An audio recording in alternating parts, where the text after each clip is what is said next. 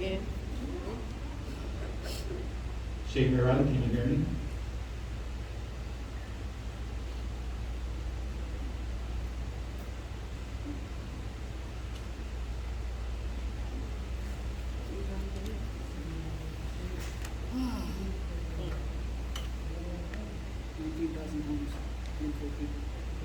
They get frustrated. But you can explain it all right. And after 45 years of this practice, is what it is.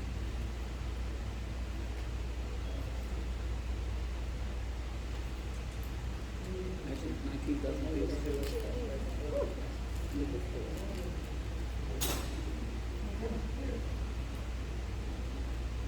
Armando Rodriguez, can you hear me?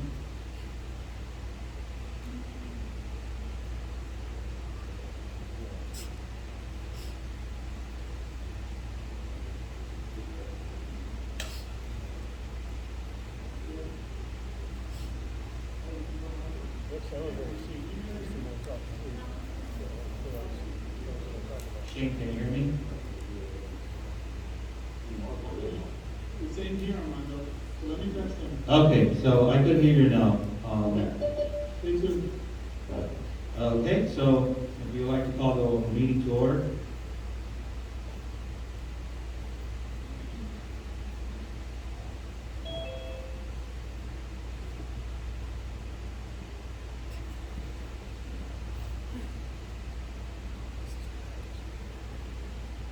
Who doesn't want?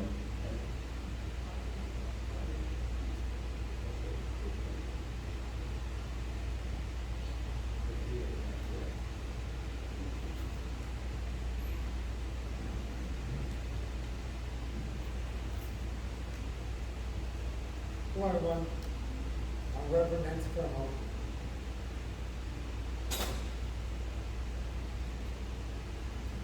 I don't understand why they need a speaker. They're only 8 feet away. So I think we can hear them now. Can you hear me? Oh, yeah, I think you Okay, can great.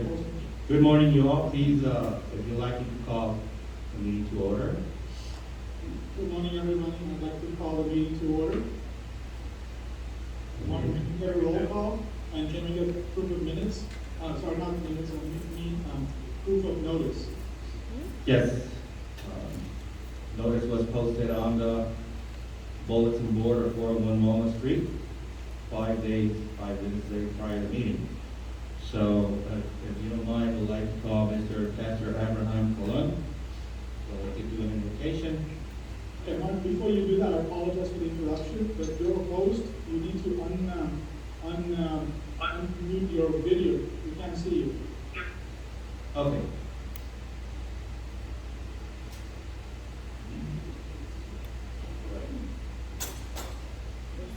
So we're working on that. Okay, we can go ahead with the compilation. Okay.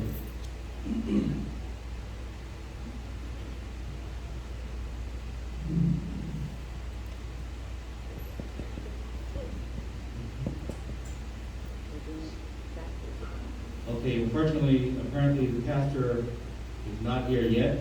I wonder if we could do 1 minute of reflection and we start the meeting after. Yeah, that's totally fine by me, Mark. Yes, sir.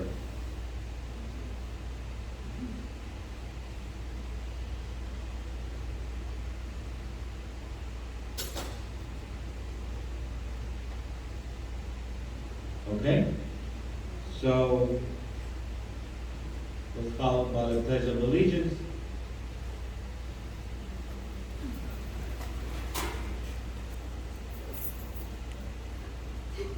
I pledge the flag. The flag.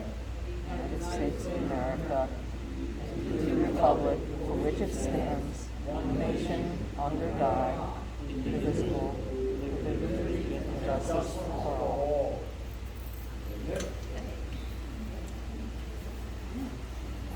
Shane, if you allow me, I'll proceed with the roll call. Yes, go ahead. Betsaida Garcia. Felix Grata. Yvonne Roman. Joel Hogg. Armando Rodriguez. Present. Shane Mirali, Present. Ed Drexel, Present. Anthony Gilbert. Present.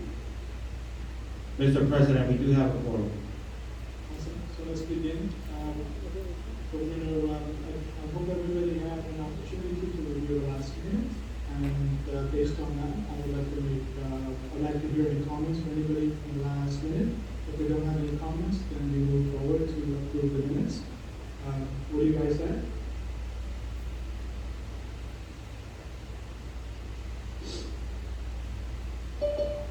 Okay, Mark, I believe, can we get motions out there to? Do I hear a motion to approve the minutes of June 8th, 2021? I believe Armando made a motion. Yes, correct. Yes. I have a second. All those in favor say aye. Aye. Motion carries. I believe we have sent some questions via email to Shane. If you like, we could read them here for you to address regarding agenda items only. Look, as long as you can take the lead on that at your end. Okay.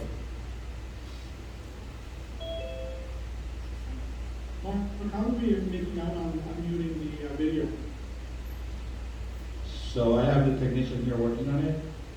Okay, thank you.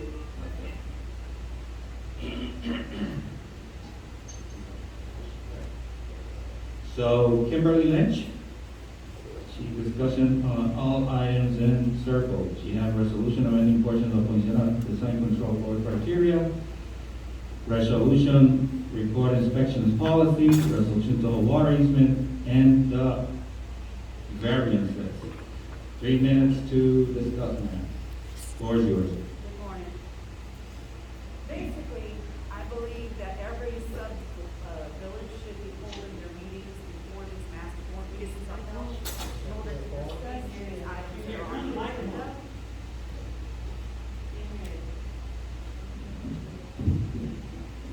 Good morning. Can you hear me? Good morning. Yes. All right. I believe the sub-board, village board members should be holding their meetings before these master board. It's on agenda items only, madam, and I'm you getting to circle that, here. I'm getting to that. So we can discuss what's on these agendas that are before us. They affect all the homeowners, not just you. So as far as the agenda meeting minutes, I don't believe, can you discuss with us what you're trying to limit on the records request inspection? Also, discussion on the design control board criteria, what you're trying to amend. Resolution of Toho water easement, we'd like to know what that's about. As far as all of G through L, we'd also like to know why those are on the agenda. None of that was discussed at Village 2 or 7.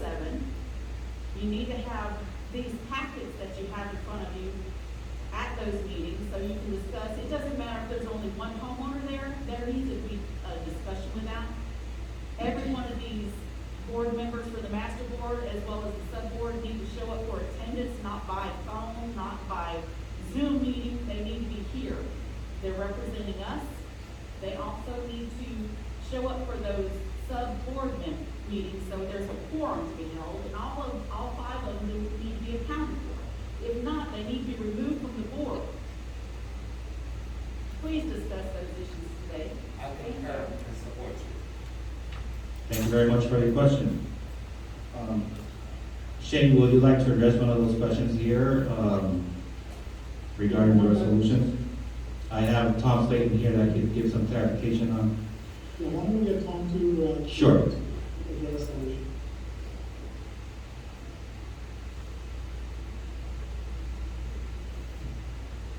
Good morning. With respect to the specific resolution questions that were raised by Ms. Lynch, the design control board criteria change is to make it easier to have people fill the design control board. We're having some difficulty filling spaces, and we want to make sure that we can timely respond to owner applications for changes. And related to that are G through L, which are specific addresses where homeowners have asked for variances because their lots have an unusual size, shape, or width. And as a result of that, they're making an application which has already been approved for setback changes by the county for approval by APB. And so that's the purpose of the owners whose addresses are listed under section 6 of the briefs and resolutions. With respect to the records request, we're simply reflecting what state law allows, which is to guarantee that homeowners have an opportunity to inspect the association's records at least once a month for as many as 8 consecutive hours if we're not able to simply provide those records to the homeowner by email or by scan disk or by CD. And so we're reflecting what Chapter 720, the Homeowners Association Act says about homeowner inspection, records inspection request, and the process for which they can go through that, which is also mirrored in Chapter 720. With respect to village associations holding board meetings, they have been. Sometimes those board meetings are held far enough in advance of this meeting that the agenda for this meeting has not been established, the resolutions have not been drafted, and we only have some general discussion points.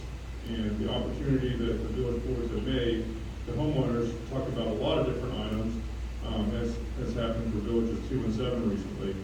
But again, those meetings were held before we had established today's agenda.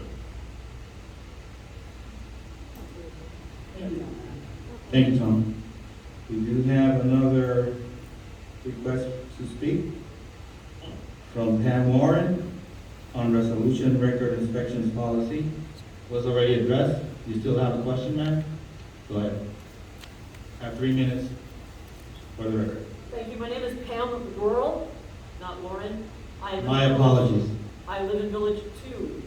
And my concern regarding item agenda D, which is the limiting of requests. I just heard from the lawyer that we are reducing it to the state minimum.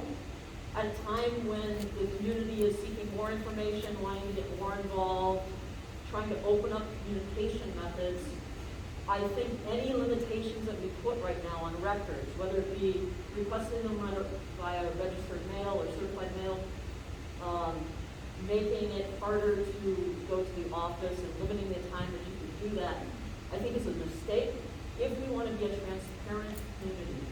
I would love for us to be a transparent community where all the information is readily available to the homeowners, that we can access it online. We can go into the office at any time that suits our schedule.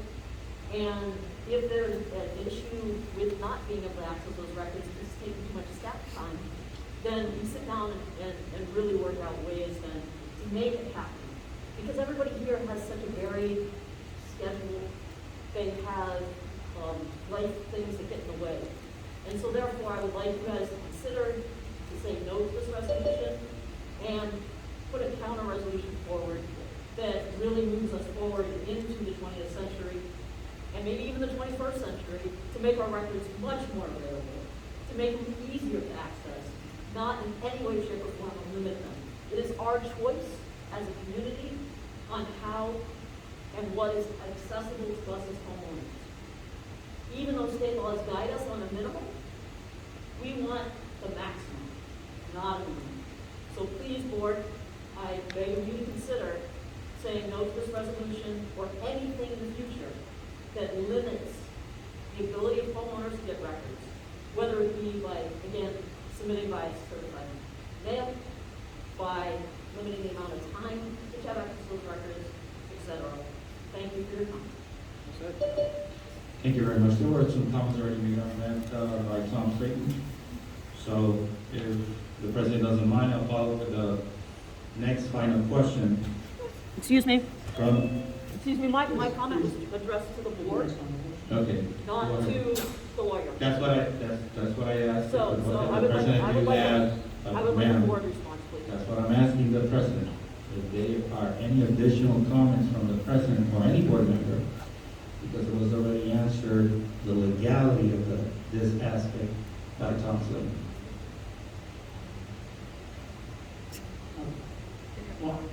Please, Mark. Yes. Next question is from Kim Lynch. Sure, okay, Vera Sandler. She have a question about all resolutions and the variances as well. Yeah, 3 minutes for the record, ma'am. Good morning, my name is Vera Sattler, and I'm a resident of Village 5. I definitely want to make a comment about the agenda overall.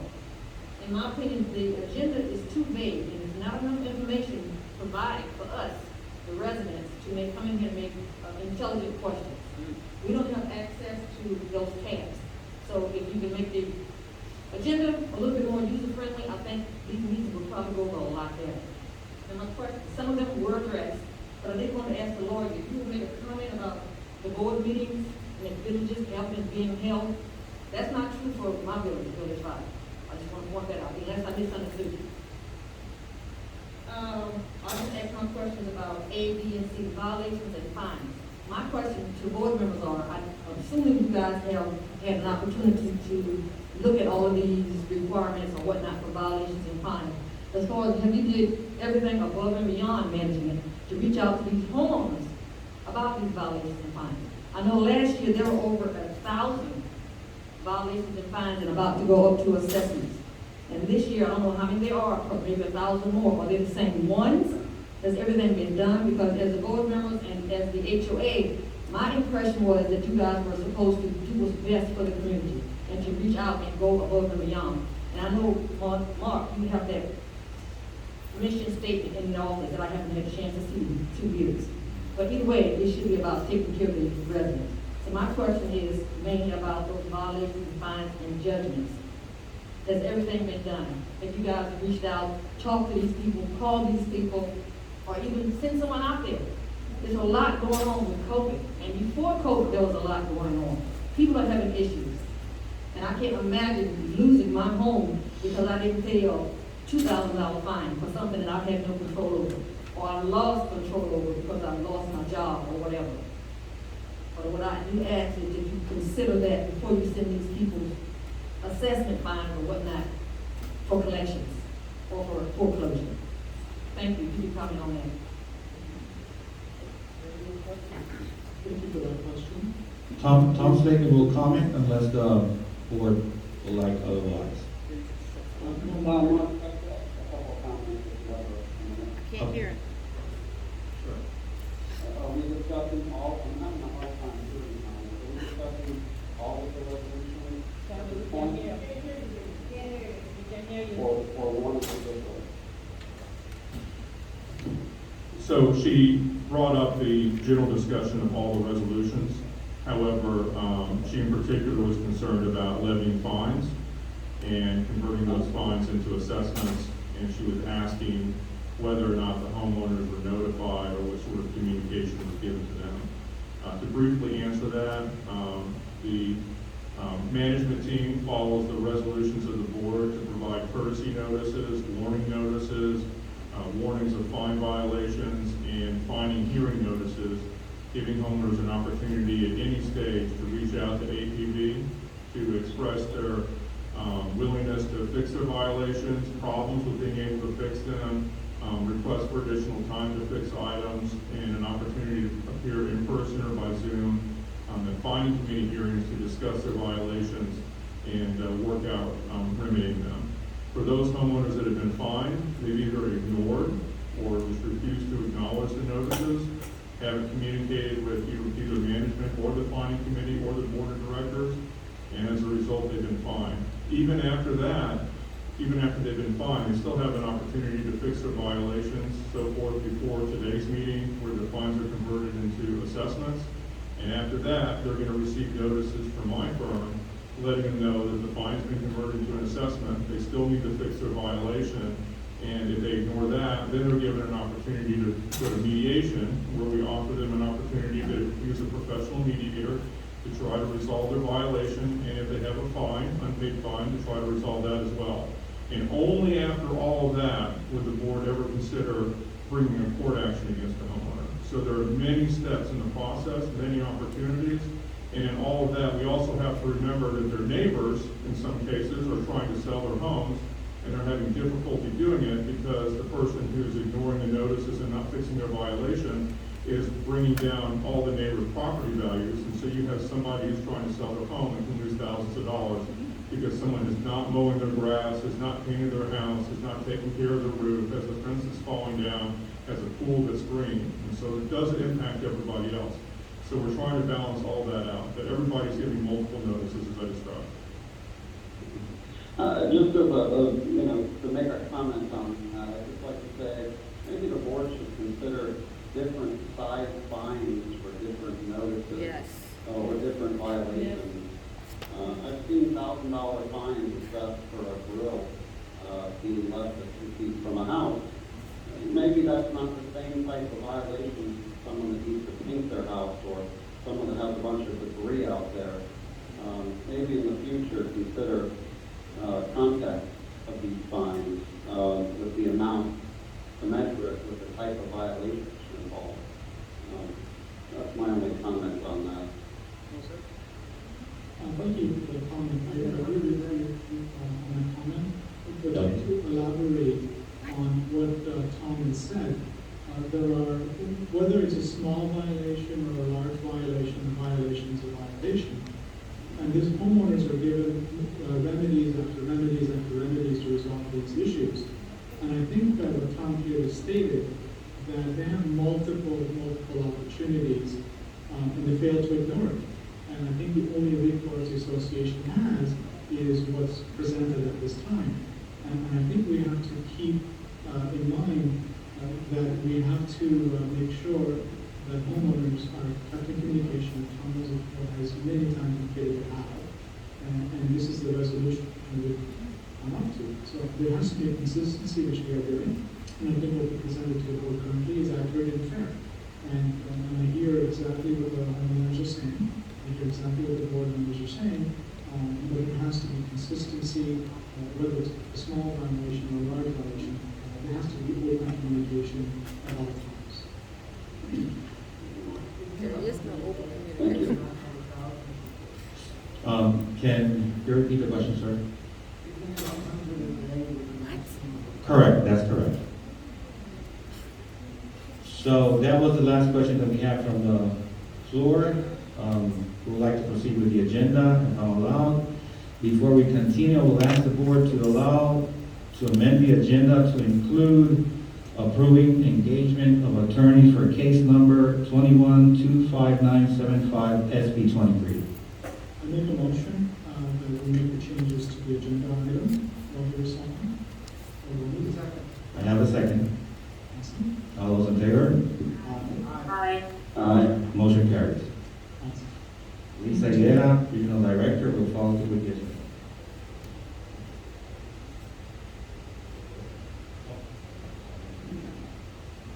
Good morning, Board. Morning. Good morning. With the amendment to the agenda, we are requesting the Board for approval on the engagement of attorneys, Alan St. Louis and Sonia Dermy and Cole Scott and Cassane firm with the matter of case number 21-25975 SP 23. Would the Board like to make an approval for the engagement of this law firm for this case? Yes. So we have a motion for approval. Yes, we do. Is there a second? Yes. You have a second? All in favor, say aye. Aye. Motion carries. We will proceed with item A on the agenda, resolution levy of covenant violation fines to be referred to the fining committee. Enclosed in the board package is a listing of homeowners who have outstanding violations and are not in compliance with the association's governing documents. There are over 800 homeowners on this list with outstanding violations. These homeowners have received a first and second written notice requesting compliance. However, the violations still remain outstanding. The board is to make a decision to approve imposing a fine to these homeowners, at which time the owners will have an opportunity to discuss this matter with the fining committee at a later date. I make a motion to carry forward. Is there a second? Second. All in favor? Aye. Motion carries. Item B on the agenda, resolution conversion of covenant violation fines to assessments. Enclosed in the board package is a listing of homeowners who have received violation fines imposed by the board and approved by the finding committee for noncompliance of the association's governing documents. The homeowners have received written notice that failure to pay the fine could result in the association's board converting the fine into an assessment to be considered at the board meeting today. There are over 200 home addresses listed which have received a maximum of $1,000 fine for each outstanding violation. Some homeowners may have multiple fines for multiple violations. The board is to make a decision regarding the conversion of fines to assessments. I make a motion to carry forward. Is there a second? We have a second. All in favor? Aye. Motion carries. I'm gonna say no. Thank you. Okay, majority, motion carries. Item C, resolution to levy section 11.3, assessments for covenant enforcement judgment. Enclosed in the board package is a listing of one owner who has failed to pay a judgment in which the association has obtained against their property. These judgments require the owners to repay the association for expenses incurred in connection with its covenant enforcement, such as attorney's fees, costs, etc. The homeowner has received written notice that failure to pay the judgment against them could result in the association's board converting the judgment into an assessment to be considered at the board meeting today. The board is to make a decision regarding the conversion of this judgment to an assessment. So Lisa, before we convert this, I want to make sure that we've explored all options with this particular homeowner, and this is the last resort. Sure, Tom, would you like to address this particular matter?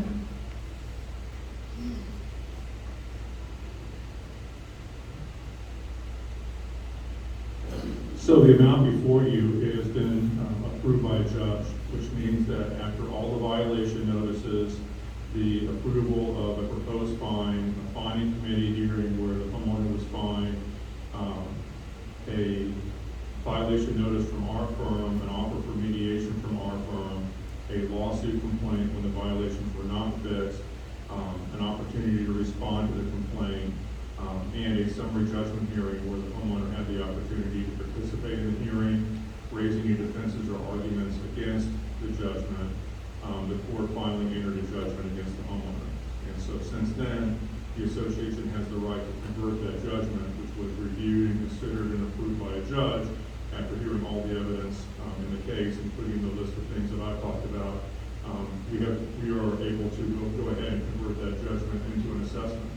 So what happens after this is that the homeowner is notified that the judgment approved by the judge, which they already owe, has been approved as an assessment, and we have the right, if we wish to go ahead and pursue an assessment foreclosure. So all you're doing today is you're approving an additional way in which to collect money that a judge already says the homeowner owes the association. Okay, thank you, Tom. But my question was, did we try as an association to openly communicate with the homeowners, and that there was no response from the other side to a resolution? As of right now, the short answer is no. They were notified of today's meeting, so they had an opportunity to appear. Our office actually sent the homeowner a letter, so they got 2 notices of the judgment in addition to the hearing. And so they were given an opportunity to appear today as well to discuss it if they wanted to. And I haven't gotten a response to the 2 notices that were sent. Well, yes, I think you've answered the question. There's lack of response from the other side. I think we make a motion to carry forward. Yes, I will second that. Lisa? All in favor? Aye. All right. Motion carries. Next item is item C, item D, resolution amending portions of the Poinciana Design Control Board criteria.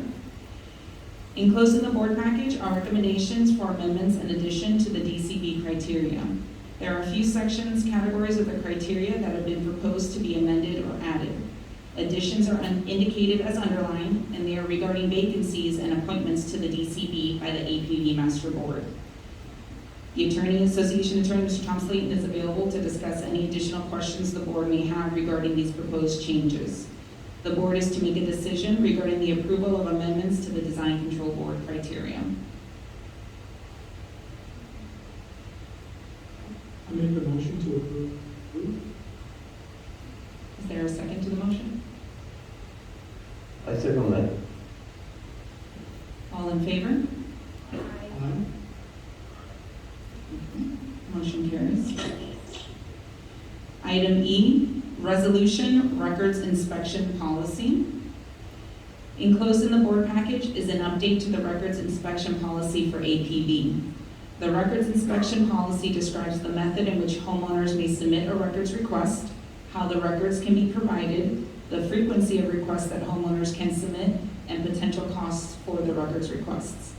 The Association Attorney, Mr. Tom Slayton, is available to discuss any questions the board may have regarding the records inspection policy. The board is to make a decision regarding the approval of the records inspection policy. I think we carry forward and make a motion to approve this item. I just have one question about that. It says select an inspection date no later than business days. Do you mean selecting a date within 10 days or actually a date for inspection in 10 days? Meaning selecting a date at which point the inspection would take place later or the inspection takes place within 10 days? No, Mr. Slayton will address that question. Thank you. The date of inspection must be within 10 business days of receipt of the request. So specifically, the APV management team doesn't select the inspection date within 10 days. The actual inspection has to occur within 10 business days of receipt. Okay. And can multiple requests be made on one inspection? Yes. I just want to clarify that. Yes, absolutely. Yes, you can, a homeowner can request anything that's allowed under Chapter 720, with the exception of those that are specifically exempt from inspection under Chapter 720, which are listed in the resolution. Okay, thank you. If you don't have any more questions on this particular item, I'm going to the motion carry forward. Is there a second? Yes. I'll second.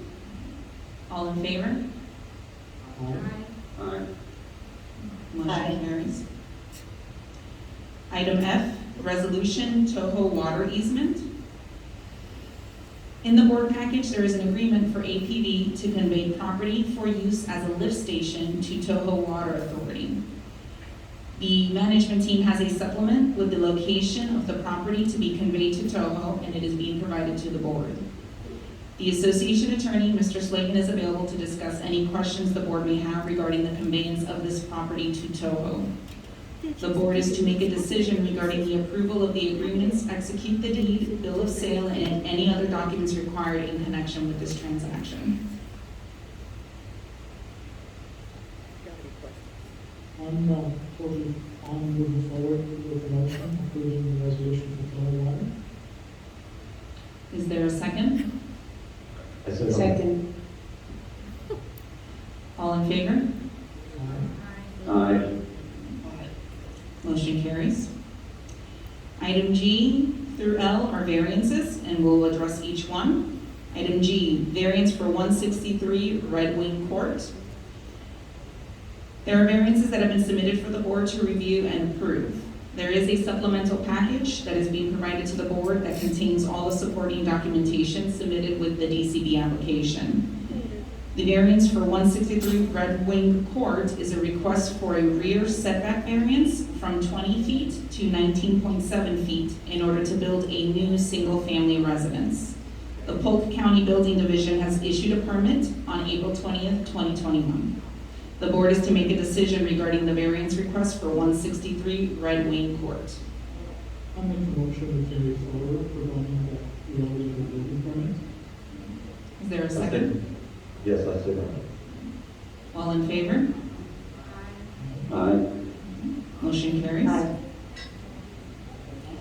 Item H, variance 1438 Swan Court. A variance has been submitted for 1438 Swan Court, and the request is for a rear setback variance of 20 feet to 19.7 feet in order to build a new single-family residence. Again, Polk County Building Division has issued a permit March 16, 2021. The board is to make a decision regarding the variance request for 1438 Swan Court. I make a motion to carry forward. Second. All in favor? Aye. Aye. Motion carries. Item I, variance for 1449 Swan Court. A variance request has been submitted for 1449 Swan Court. The request is for a rear setback variance from 20 feet to 19 feet in order to build a new single-family residence. Polk County Building Division has issued a permit on May 10, 2021. The board is to make a decision regarding the variance for 1449 Swan Court. I make a motion to carry forward. I second. All in favor? Aye. Aye. Motion carries. Item J, variance 500 Colville Court. A variance request has been submitted for 500 Colville Court. The request is for a rear setback variance from 20 feet to 10 feet in order to build a new screen room attached to the rear of the house. Polk County Building Division has issued a permit on May 8, 2021. The board is to make a decision regarding the variance request for 500 Colville Court. I make a motion to carry forward. I second that. All in favor? Aye. Motion carries. Item K, variance 460 Athabasca Court. A variance request has been submitted for 460 Athabasca Court, and the request is for a front setback variance from 25 feet to 24 feet in order to build a new single-family residence. Polk County Building Division has issued a permit on June 7, 2021. The board is to make a decision regarding the variance request for 460 Athabasca Court. I make a motion to carry forward. I second that. All in favor?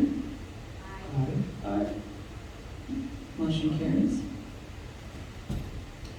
Item L, variance 197 Albany Drive. A variance request has been submitted for 197 Albany. The request is for a rear setback variance from 20 feet to 19.7 feet in order to build a new single-family residence. Polk County Building Division has issued a permit on May 24th, 2021. The board is to make a decision regarding the variance request for 197 Albany Drive.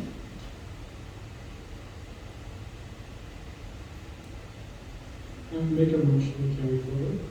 I second that. All in favor? Aye. Aye. Motion carries. Next item on the agenda is the legal report. Mr. Tom Slayton will address the board.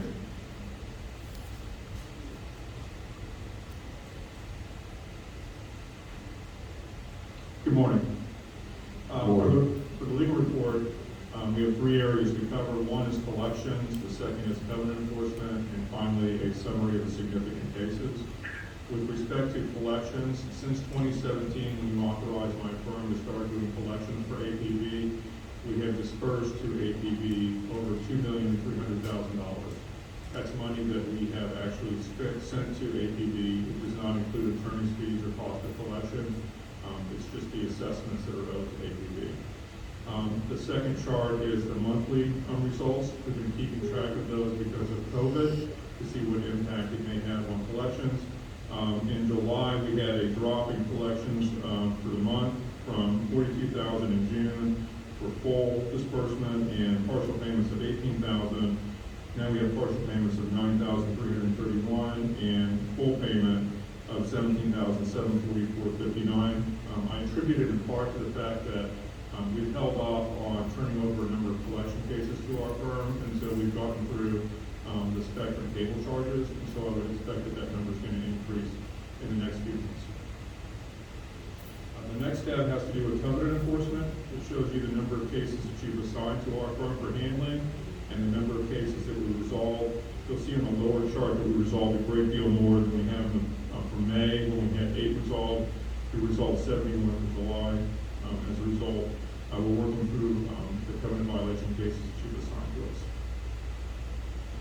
With respect to the summary of significant cases, the main one I want to talk about, as always, is the what's known as the Friends of Poinciana Villages case. It's the Peter Jolly, Victor Distrips, and Annette Brown versus APV, Village 1, and Avatar Properties case. As you know, we have a judgment of over $185,000 against Mr. Jolly, and the court also entered the same judgment against Victor Distrips and Annette Brown. Upon receiving the judgment, we turned it over to Victor Distrips and Annette Brown's bankruptcy trustees, because they had filed bankruptcy to try to avoid getting the judgments.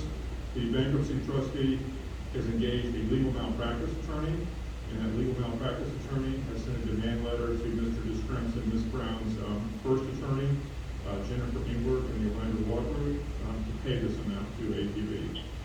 In addition, Peter Jolly, who did not file for bankruptcy, has a lien against his property, and we filed an assessment foreclosure action against him for the same $185,000. And so we're pursuing that at this time. Do you have any questions? Yes.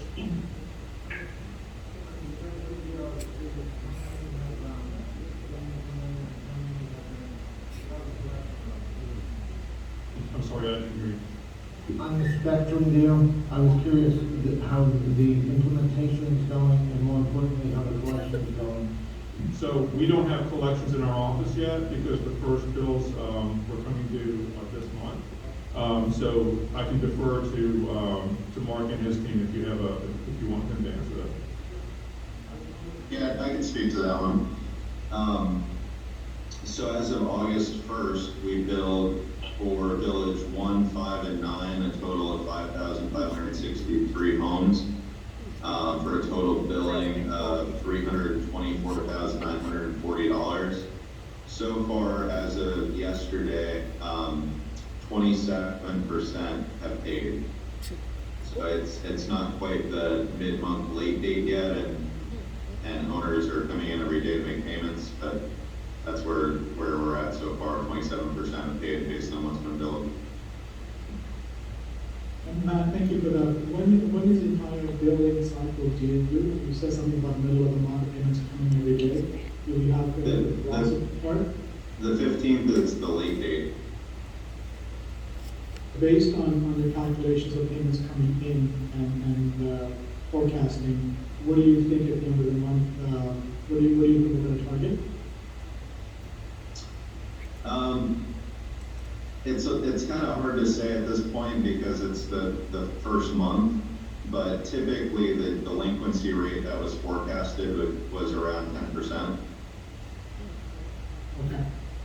But we'll continue to monitor the collections closely. Okay. Thank you.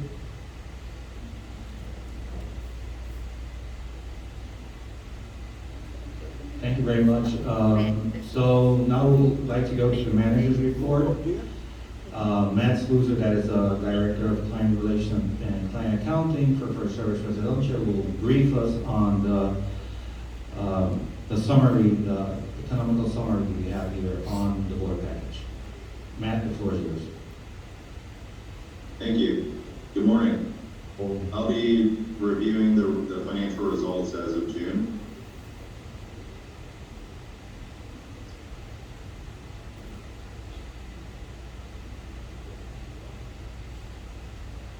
So as of June 30th, total operating cash totaled $4,398,669.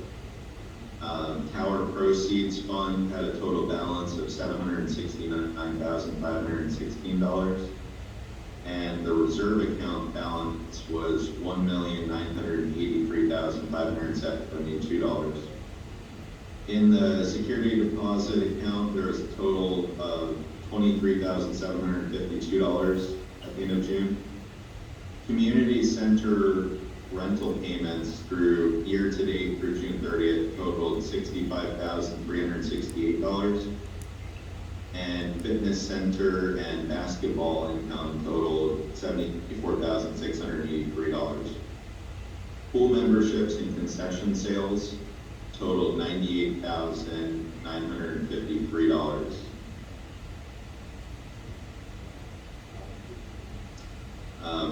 And so that facilities related income, there's actually a positive variance through June of almost $81,000. So the association's ahead of plan. As far as revenue, the consolidated revenue actuals year to date totaled $5,419,727 compared to a budget of $4.8 million. So there's a positive variance in revenue of $618,000. Sorry, I can interrupt you here for a second. Why the discrepancy? Like, do we attribute why we were over budget by $618,000?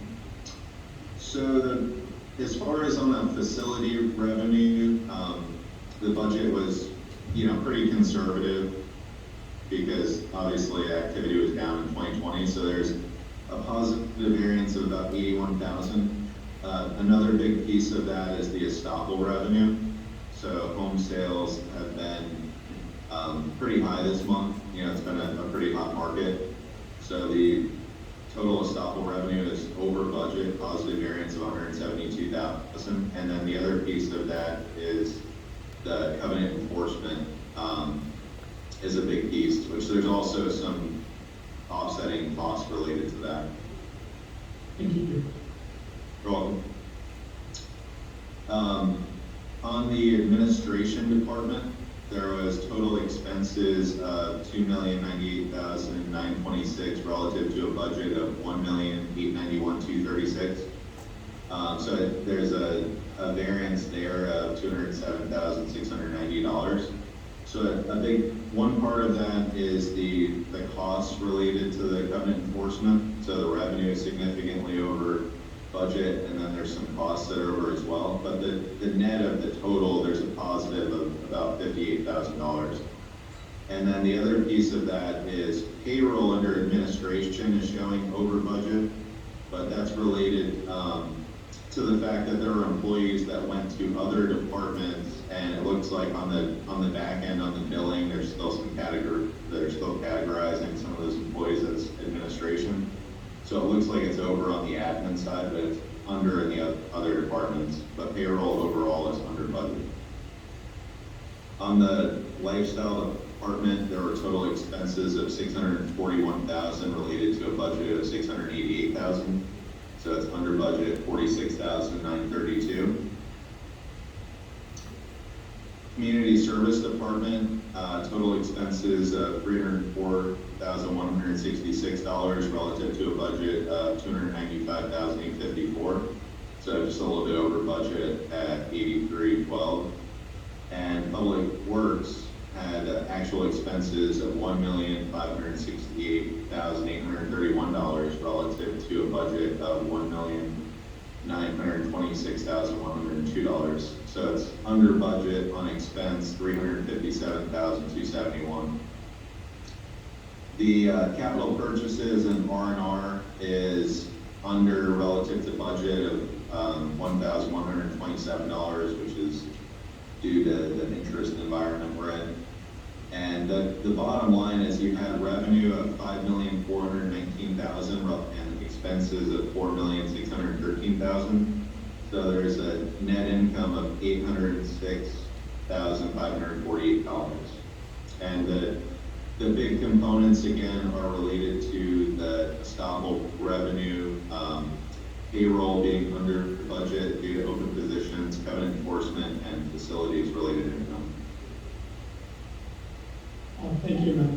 The other question I have is how can we increase again, maybe this might not be directly attributed to you, but you can advise us on lifestyle departments and the pool and facilities like that where we can enhance and increase our budget. Have you guys thought about any of that?